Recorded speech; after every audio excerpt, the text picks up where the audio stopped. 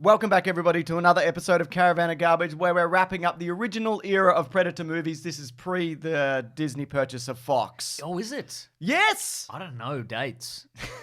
No? No. What do you think of this date? That's the date of your death. Oh, what? Yeah! What do you think, though? I mean, great.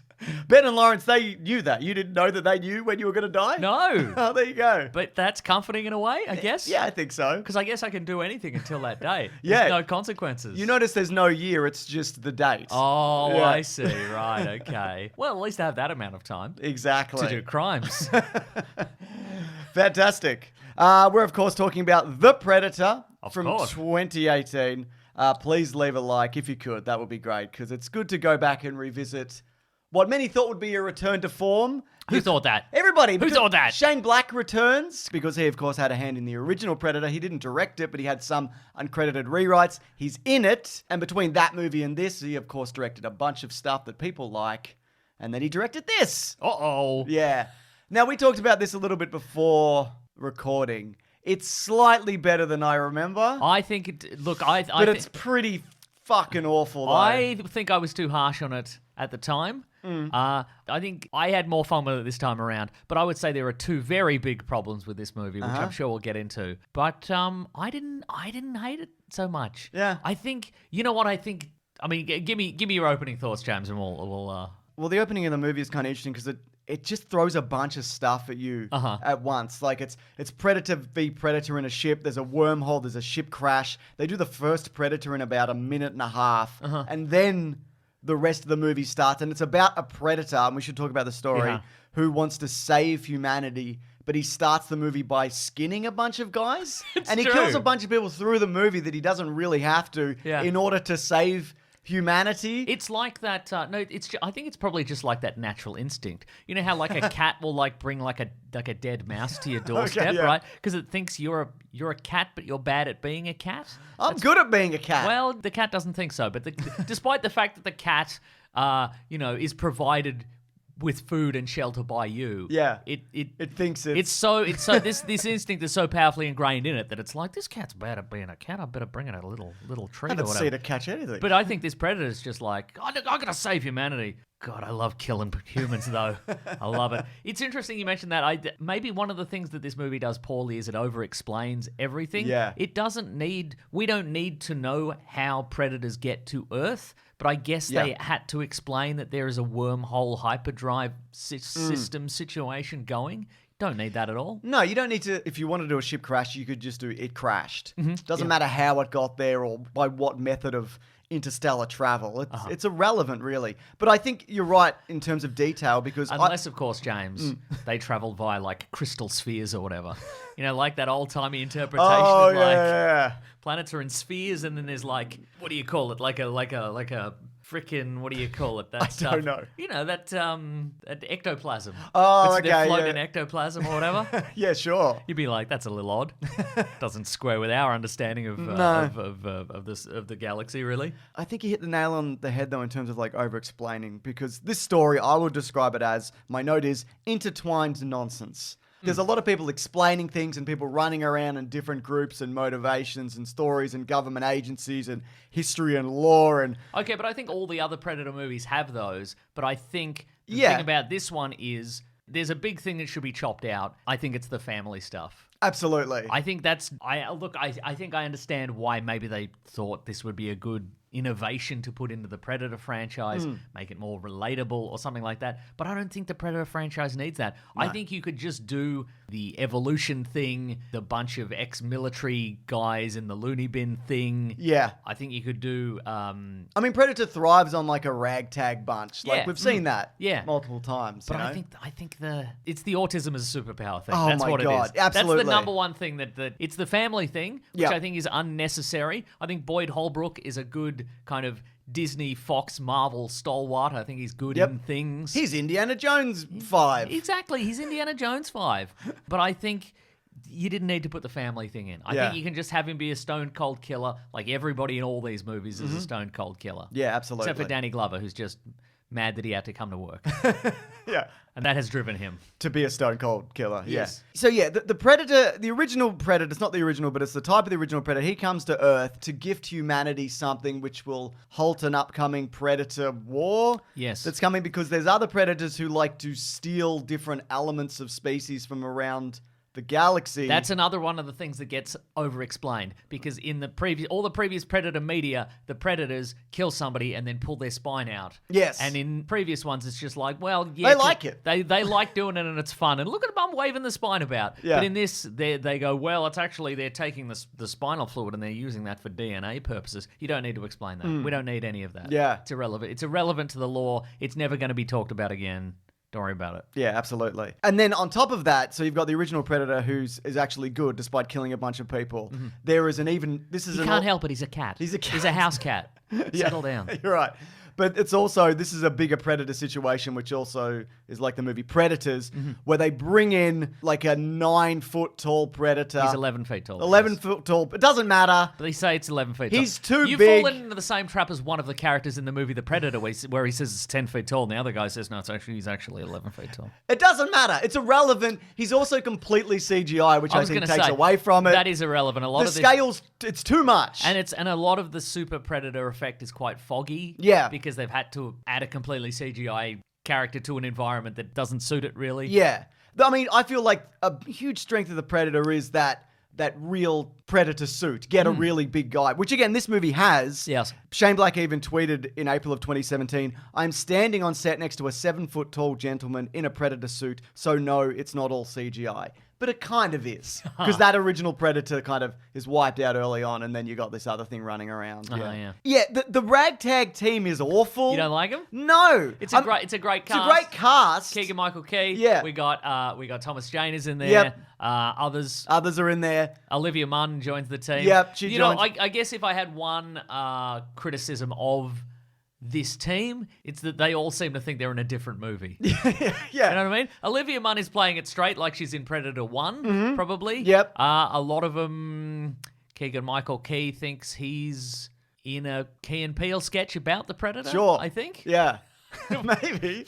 I don't know. And the way they rapidly introduce them, it's not very endearing. It's like, there's this guy and he's this stereotype, and there's this guy and he's a different stereotype. It's also not funny. They have this kind of complex personal relationship that you don't get a sense of. I feel like when they're talking to other people, it's like they've never spoken to anybody ever. I think some of it was kind of fun. But I think where you're going with that, I think there was maybe some room to improvise on set, and they're like, we can't throw any of this away. It's gold.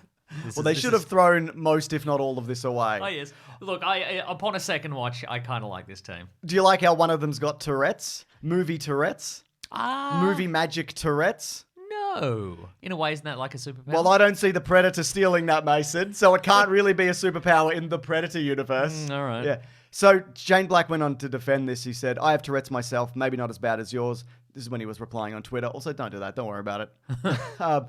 But man, can I bark? Meant zero disrespect. Happy to talk to you about it if you like. I feel like his inclusion of that and also autism as a superpower, I don't think it came from like a malicious place, because he mentions also that he had an ex-girlfriend who had 2 kids with autism, and he was trying to do something unique and kind of highlight it in a movie. I don't think it meant to be as just kind of fucking ham-fisted as it is. Yeah. Because I mean, but it's shit. I don't like it. With that additional backstory, it sounds like he was trying to write a movie in which his ex-girlfriend's children get abducted by aliens. And who's going to save them? And getting their heads torn off. But who's going to save them? Well, nobody, I guess. Yeah, nobody. Shane Black doesn't have like super special forces abilities, does he? No, I guess so. I he guess doesn't. they'd just be hurled out into space, then thrown through that wormhole, and then taken back to the alien planet, and then beheaded, and their spinal fluid turned into special DNA. I guess. Yeah. But also, like, what does a predator want with autism? Well, I guess movie autism is magic, and you can decode any language and do whatever. He's the ultimate warrior, this boy. So I guess I just answered my own question. That's right. A magic ability. Yes. That this kind of autism provides. I know I talked about it when this movie came out, but I fucking hate this kind of stuff in movies. And I don't think we've seen it as much since. No. But it's that Rain Man savant thing that's just been done time and time again, and it's so very rarely been done well. And this is a good example of that. Agreed. Not being done well. Not being done well, just to be clear. No, that was unclear. But Mason... There should be a diagram on screen to explain what you meant. But Mason... Yes? I've got here, this is fun and good, actually. Good movie alert. These are some things that I liked, actually. Oh, interesting. Okay. Good movie for a second sometimes. Blah, blah. Yeah. Okay, go ahead. The Lab Massacre's fun. Yes, agreed. Because as well, I think that upon a rewatch, the movie starts off to me on sort of a wrong foot, where it's like, how these guys take care of this predator so easily? But then tables turn. Yeah. And he's like, he bites. yes. Oh, this guy's real good. He's got a real lazy machine gun firing kind of stance where he just sort of swings it wildly. Yeah. But he that loosey-goosey Han Solo kind of shooting style. Maybe he took that. You know? And that scene has Gary Busey's son in It does. right? Well, that's another thing I like because Gary Busey's son, Jake Busey, plays Gary Busey's character's son who's in the Predator 2 in this. So all the lore from every Predator movie and AVP movie is in this. We also see a cabinet and there's a mask from Predator 2. Ooh, a cabinet. No, this thing's in it. Okay. There's a mask from Predator 2 and Alien vs. Predator. There's a spear from Predator 2. There's a shoulder blaster from Alien vs. Predator. And there's the spear and xenomorph tail thing from Alien vs. Predator also, which means, and I think we talked about this, the Predator movies are canon with the Alien vs. Predator movies, but the Alien movies aren't canon with the Alien vs. Predator movies. Interesting. Does that make sense? No. Because there's different cyborgs and Lance Henriksen and whatever. Yeah. Cyborgs, replicants, whatever they're called. It's also interesting there's a line... Synthetics! It's also interesting there's a line in this movie about how, like, the aliens came to Earth in 1987 and then in 1997. The weirdest thing to me, I think, is that Predator 2 is in canon with any of these other movies. Like, just that... That happened. That just like Los Angeles in 1997 was just this gang war Jamaican voodoo hellscape. And then what? They just cleaned it up? Yeah, they cleaned it up. I guess Danny Glover just walked out, did a press conference, and he's like, I killed this guy. Yeah. Settle down, everyone. Pull your heads in. You think after they froze him that maybe things would have kicked off again. Guess not. But I guess they didn't. Yeah. I like Sterling K. Brown in this. Well, that was another thing I liked. He's great. He also does this kind of wishy-washy flip side thing, and then he just shoots his own head off. Yeah. I guess, but then I guess he's kind of like the spiritual successor to Gary Busey. Oh, in Predator okay, 2. yeah. Well, just it's the a same guy, company just or a guy whatever. who's very, very unhinged, and he shouldn't be at the top of the food chain here, but he just got there. Yeah, you know, he did. And also, I think it's a better use of dogs. Oh yes. Until they give that one a brain injury, and then it's just a dog, and then it's not as interesting. I feel. Okay. Yeah. Mm-hmm. If I had to have any complaints about the things that I like, that's one of the things that I both like and is also a complaint. Oh, yes. Yeah. The ending of this it's just this farce in the forest. Oh, yes. Just nonsense running about. It's like a Midsummer Night's Dream. It A is. farce in the forest. Sterling K. Brown again shoots his own head off, and that's fun. It happened so quickly that I'd forgotten that happened, that I rewound it to see that that's just how they dealt with that character. And that's what you did in cinemas at the time as Yeah. well. You were like, everybody stop, wind it back. Then they're on top of the ship, and they're flying around, and it's got Doesn't look good. No. Doesn't look good. Well, it's a reshoot. We'll talk about why. And there's a force field, but then they crash the ship. But it's a good thing that they fly it back to where Olivia Munn was. I liked and how, the dog. I liked how one of the ragtag crew, you know, he survived shooting himself in the head because he was in a really bad place. But at the end of the movie, he gets to finally fulfill his wish by leaping into the engine of the Predator ship and crashing it. Oh, the dream. The dream. Yeah, absolutely. And then this Predator who's bulletproof for the entirety of the movie. Until he's not. He's just not. Well, everybody in this movie has a certain amount of plot armor until they don't need to have it anymore. Until they shoot the back of their head now, off. if I had another criticism of this movie, This is not a very good movie. Yes, it's that more characters survive into the third act than I think probably should. Yes, yeah, You know? you're right. The only people that cop it really are like the miscellaneous special forces guys. Yeah. Just a lot of guys in black with helmets and assault rifles who just like Yeah. they get shot right next to the named characters. Yeah. And the named characters get to live to fight another day. You know what I mean? And I think it's okay to like, you put in the lab massacre because it shows just one of them cutting loose. It kills a bunch of mostly faceless, nameless people. But then to keep doing that to special forces, who cares? Yeah. Who cares, Mason? Agreed. You know, who's the fairest predator of them all? You know what I mean? Oh, yeah. Let's quickly do this. It's a segment we do every week. Yes. Which is the sexiest predator? It's the first one. We know that already, don't we? I mean... We both know it. I don't It's know confirmed, anything. Mason. Mason, you're going to die. Just admit it. What? Your death date. Oh, I'd forgotten about that. Good reminder, thanks. You're welcome. I'll put it in my calendar. You don't need to go to your grave with secrets, all right? I don't find any of them sexy. I'll be honest No, with you. it's who's the sexiest. You don't Oh. need to find them sexy. Well, I mean, I guess I find them all equally sexy. That's good too, Mason. Yeah. Okay, so as mentioned, I think the original The Predator in this is not the original The Predator, but he is. He's bad.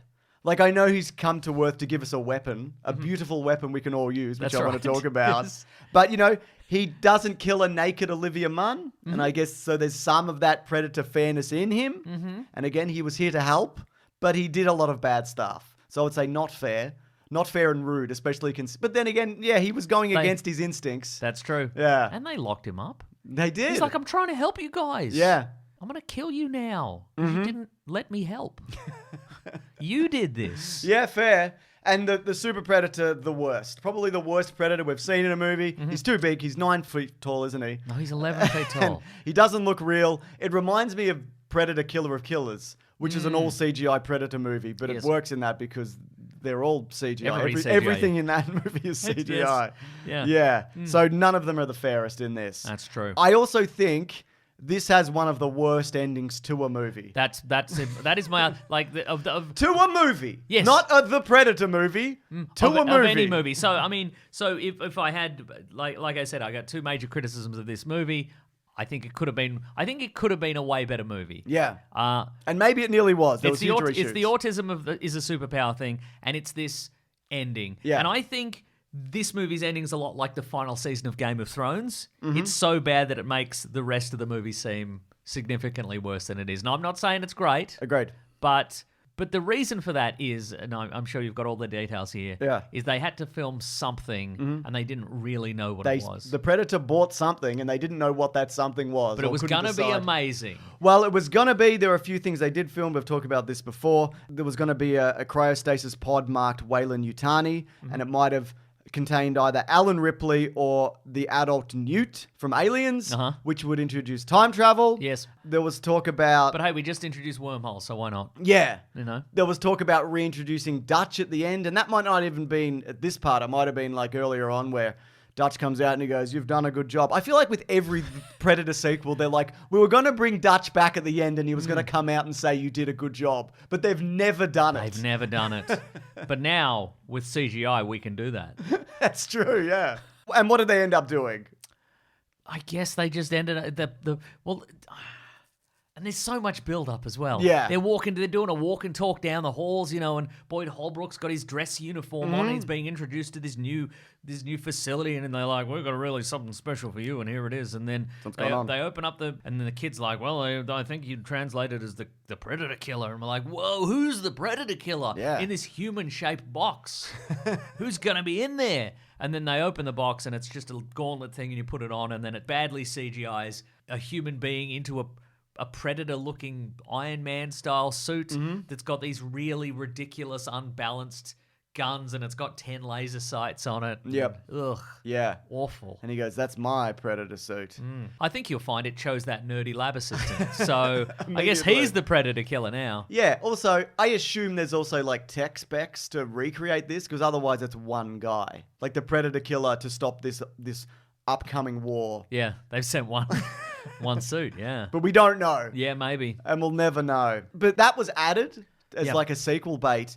But this had huge reshoots. So I don't even know if this was Shane Black's fault or who did this. But it was received really poorly in test screenings. It was deemed too talkative. So in July of 2018, this was a year after principal photography, they went back and reshot like the back third. Okay. So the original cut had the loonies, as they were called, the fun group of different fun men being fun. I would have called them the fun group of Yeah. different fun men being fun.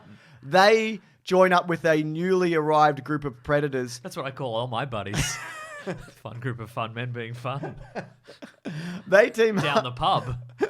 They team up with I was going to say a fun group, but a group of good predators who just arrived to fight against the upgraded predator. There's images of this. They're like on a tank together. I don't know if you've seen this. I haven't seen that, no. Yeah. And I guess one of the original ideas was the fugitive predator was protecting them from the upgraded predator. Right. And they all have to band together. Also, Edward James Olmos was in this. Would you say he was almost in it? He was almost in it. About 45 minutes. People also thought it was too talky, so about 45 minutes was cut from this. Wait, who was Edward James almost going to be? Just a character that was removed. Probably a government man. Okay. Or maybe he was in the fun group of fun men. I'm a new character, and you've done a really good job, everyone. Let me check that, actually.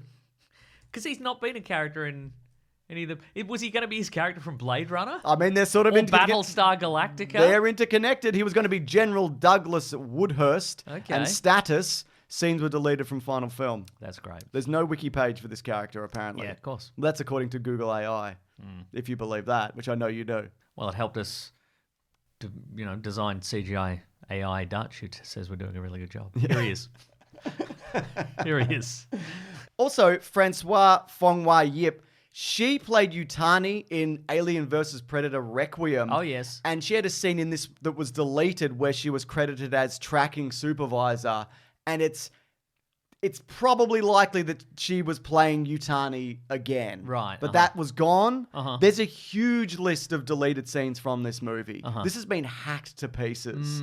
And also, the script was leaked beforehand. That also led to rewrites. And also, apparently the version that was shown, a lot of the special effects weren't finished. So people didn't like that. They were like, this doesn't look very good. But it's like, yeah. You fools! Use your imagination. Yeah. Just imagine there's a very tall predator 9 feet. Come on, man. Do any of the script revisions explain why at the start of the movie, when Boyd Holbrook finds the little predator sphere that makes you turn invisible, ball, that instead of swallowing it and then getting on a plane, why wouldn't he just turn invisible and get on a plane? Yeah, I don't think that's in either of the scripts. Interesting. Yeah. Were I a Hollywood scriptwriter, I probably would have put that in. Well, I think with this pitch, you're going to get there. Or I would have had a scene where he had to poo it out. Which is implied. But it's not there. But you want to see it. I want to see it. Yeah. I want to see it. Camera in the toilet. Please. Wherever you want. Multiple cameras. All over the bathroom. Shane Black. Maybe just a close-up on his face. I think that's probably for the best. And he's just flickering in and out of invisibility. Yeah. And his chat comes up with the fun guys who are doing a bunch of fun, and they're like, we believe in you, bro. They're all there, having a fun time. Apparently, Shane Black did talk to 20th Century Fox about finishing it up and re-releasing this movie as a 2.5-hour cut with all the footage. And they're like, this is too expensive, and we're obviously not. So this is probably gone forever unless somebody leaks it. I'm not really that interested in seeing it, to be honest. Nah, Yeah. not really. Yeah. Anyways, Mason, do you know what it's time for? What's it time for? It's time for the trivia section of the show called Come With Me If You Want a Trivia. You familiar with this famous quote? Yeah, but it's not from this movie, is it? Yeah, but they're all connected in comics. So I think that's... It's not even from a Predator movie. Yeah, but they're all connected in comics. I don't know about that. Why don't you just call it I'm Trivia, like I'm Batman? Yeah? Because Batman versus Predator. I'm trivia, everyone. Nice, good. Okay. Finally, some sense. Finally, this video's making some sense. When the Predator grabs its mask from the display case, the original Predator mask from the movie 1987 is seen there also. Oh. It didn't die in an explosion, but I guess it's made of Predator material. Maybe it just sort of bobs along on the energy wave. Yeah, you might be right. Yeah. Speaking of predators, Yes. This movie nearly featured a real-life predator. You know about this. I do. This isn't fun, everybody. Here we go. Actor Steve Wilder was originally cast as a minor character in this movie, but 20th Century Fox removed his scenes a few days before the picture locked when actress Olivia Munn informed the studio that he was arrested, charged, and registered as a sex offender in 2010 after facing allegations that he attempted to lure a 14-year-old girl into a sexual relationship via the internet. Shane Black, who had already cast Striegel in Iron Man 3 in a small role and also The Nice Guys, initially defended the casting as giving an old friend a second chance, but later apologized and took full responsibility of causing such controversy. He was playing a jogger who repeatedly tries to hit on Munn's character, and the scene was meant to be her character's original introduction. Wow. Wow. What a thing to attempt to put in a movie. And they probably would have just put it in if somebody didn't say something. Mm-hmm. Yeah. And here's a fun thing. This is just a fun one. Okay, that great. wasn't a fun one. This That wasn't is a fun one. This better be a fun one. This better be real fun. The line that discusses the validity of the name The Predator when referring to the creature was taken from a conversation that Olivia Munn had with her sister prior to filming. And I think that's okay to be like, well, he's not so much a predator, he's a game hunter and whatever. It's a great point, And actually. that's the kind of pedantry that I love. That's right. In a movie. That's right. Yeah. I've got to put the budget in. I'm an idiot. I'm such an idiot, Mason. You stupid idiot. Fucking idiot. Can't do anything right. James, you can't do anything right. I want to be clear about that. You can't do anything right. I'm not here to support you. You can't do anything right. On a budget of $88 million, I don't think that's true. I can't prove that. Seems low, you're saying? But with massive reshoots and the special reshoots, effects. and they had to build that CGI Predator suit that looks so cool at the end. Yeah. At least they got that asset for later. That's true. That's true. It made $160.5 million at the box office, so Okay, it did all right. not break even, accounting for marketing, etc., and so forth. It was actually, though, a record-setting opening weekend of $24.6 million, because it was the worst possible opening for a film on more than 4,000 screens, actually $7 million lower than the previous record holder, The Mummy. Oh, no. Records were broken. Oh, 2017's The Mummy. Yeah. Okay, right. No, original Mummy, I think you'll find did very well. And I know you might be like, you're referring to the original black one. No, never. I'm never talking about that movie. Anyways, we've done it. We did all the Predator movies that haven't been bought by Disney. So true. Weren't made by Disney or whatever. Now they all are. Yeah. Now they all say made by Disney on them. 1987's Predator, made by Walt Disney. He puts down his cigarette and he made the Predator 1987. Forever innovating, even in death. That's right. Yeah. Well, and if you like this, here's a hint towards the next video. Oh, what is it? I can't remember. But you can see that That's early great. at bigsandwich.co. Did you know that? I did know that, It's yeah. our subscription service. There's early videos. We do movie commentaries. We did one on Prey, the first Disney Predator movie. Oh, that's right. We've got one on the original Predator. We did a full playthrough of the Alien vs. Predator video game, the arcade. We've looked at a couple Predator comic books. Probably Batman versus Predator. That's on the main channel, actually. You can look at that for free. Oh, great. That's available and animated. All right. Yeah, but you don't have to pay money for that. I mean, You should, though. Yeah, I don't know how, but Give us money on the street. If you Yeah, see give us us money on the street. Say, I watched the Batman versus Predator video and here's money. Yeah. On the street. Here's my street money. That helps support the show if you could. It helps keep it sponsorship free and all of that. But we So- do take sponsorship. Oh yeah, just we to do. be clear, Yeah. Just not on this video. Oh, maybe this. Yeah, well, video. maybe we'll slip one in. Slip a few Yeah. in, yeah. We also have a podcast called The Weekly Planet where we talk movies and comics and TV shows. Of course, we did an episode on Predator Badlands. That's right. And thank you so much to Ben and Lawrence for the edit. They Thank did you, a Ben lot and of Lawrence. blurring of people's heads being exploded. And they made that CGI AI Dutch who said we did a good job. Here it is again. I thought you were against AI. Oh, you're for it now. I'm for it now. Because you invested money in it. And I knew that once I learned it could make an AI Dutch, telling me I did a good job. Everything's going to I'm be so proud of you. Everything's going to be all right, isn't it? Yeah. Yeah. All right. Thanks, everyone. Grab that Jimmy, guys. We'll see you next week. Bye. What is next week, actually? This is for the bonus people. Oh, bonus people. Yeah, bonus people. Oh, it just says they should all go to hell. Wow. I would. Did you put that in? Yeah. Oh, no, I wrote that in too. Oh, we no. both put it in. Two separate notes. We might be doing some musicals. Maybe. I don't know. I still have to figure that out. Bye, everyone. Bye, and God bless you. Bye.